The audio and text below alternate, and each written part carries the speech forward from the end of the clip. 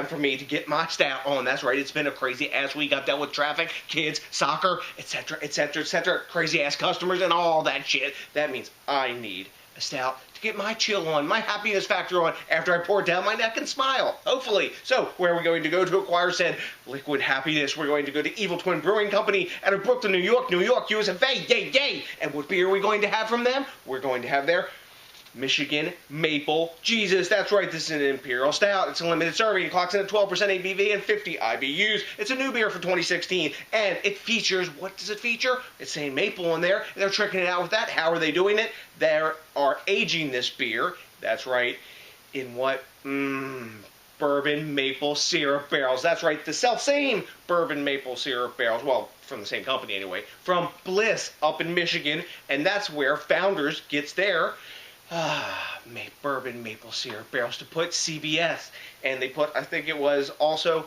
Lizard of Cause in those barrels. So, it could be awesome. It might not be awesome. Now, this beer was brewed at Dark Horse, so they make pretty awesome beer up there. It was released around September, so it's got a little bit of time on it at time of recording now. But what I'm wondering is how the maple flavor will come out. Truth be told, maple is actually a fairly delicate flavor.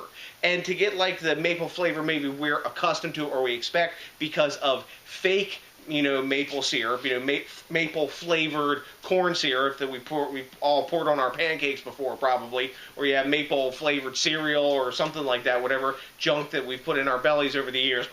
That type of maple syrup is done through, producing like a Maillard reaction and doing some food chemistry and food science. So, this is the natural stuff in here, so let's see if it pans out. And it puts my big ass happy face on and say, damn, this is the most maple beer ever. So, pop the top on this bad boy, get in the snifter, and tell you what's up with Michigan Maple Jesus. Hell yes. Boom.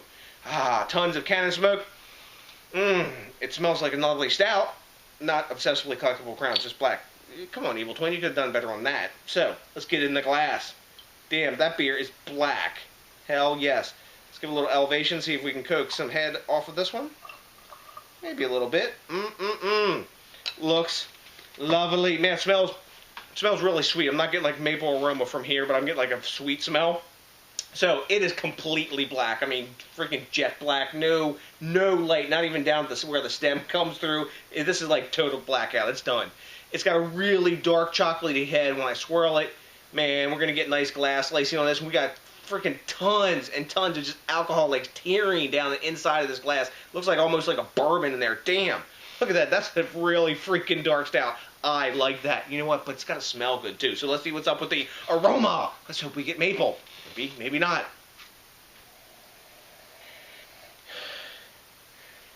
I'm digging. The first thing I got right off the top is bourbon. After that, vanilla, chocolate, coffee, maybe a little bit of...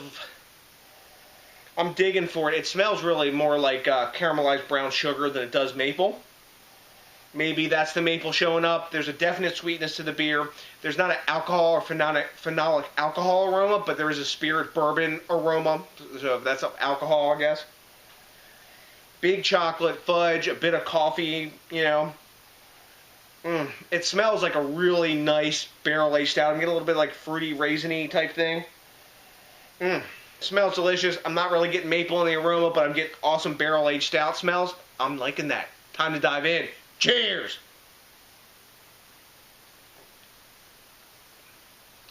Ooh, that's sweet.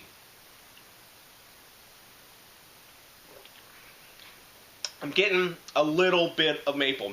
It's building as I'm drinking it, but man, this is a big, nice, tasty stout.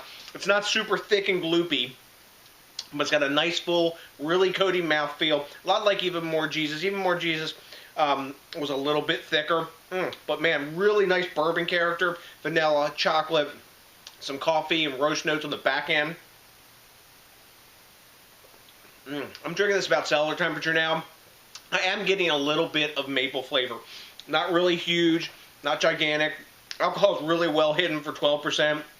It's got a nice, sticky sort of back end, and it tastes kind of like of over caramelized sugar. Like if you ever make flan, and you take the sugar and you put it into the pot, and you burn that kind of sugar, so you can get the caramel on the top of the flan after you cook it. It has a lot of that really dark, molasses, kind of like maybe like blackstrap molasses kind of taste to it, kind of, or that over caramelized sugar. It's really tasty. Actually, you know what? It tastes to me like piloncillo, which is like the raw Mexican sugar that has a lot of the molasses left in it. And the reason I'm saying that is because of the high sweetness level. And piloncillo, if you ever taste it, it's got a really big sweetness to it, but it's got like that like sort of more bitter molasses notes balancing that off a bit. And when you put it kind of reminiscent of before you put the cinnamon in like cafe de olla, kind of like that. Let me dive in for some more because it's a tasty beer. You know, as I'm drinking it, as it opens, I'm getting a little more of that maple, but it's not really as promised on the front of it. But it seems to me maple must be a really vexing flavor to get into beer unless you use like an extract of some sort or some kind of flavoring to amp that up. Like I said, natural maple is really, if you take some and put it on a spoon and you taste it, it's a fairly subtle flavor, right? Because they take the raw sap and they boil it down until it caramelizes. So it's its own flavor, but I think we're used to that artificial, big, sticky, you know, flavored corn syrup, you know, is what we're used to, and a lot of times, and maybe that's the expectation. I think it's meeting some of the expectations of the maple, but it's falling off a little bit of that. Now, as a beer and as a stout, I think it's really well done. I'm liking the bourbon in it. I'm liking the barrel notes. I'm getting some tannic notes, some vanilla, and that I'm going to have no trouble finishing this. It's a sweet beer. If you don't like sweeter side stouts, sweeter end stouts, this may not be for you. Maybe if they threw some coffee in here, it would be like a foil to that sweetness or something, or maybe a bit more hop to it as well, like boosted the IBUs up, like maybe some EKG or Fuggle or Willamette, something like that. Excuse me. Let me dive in for some more, because, yeah, it's beer.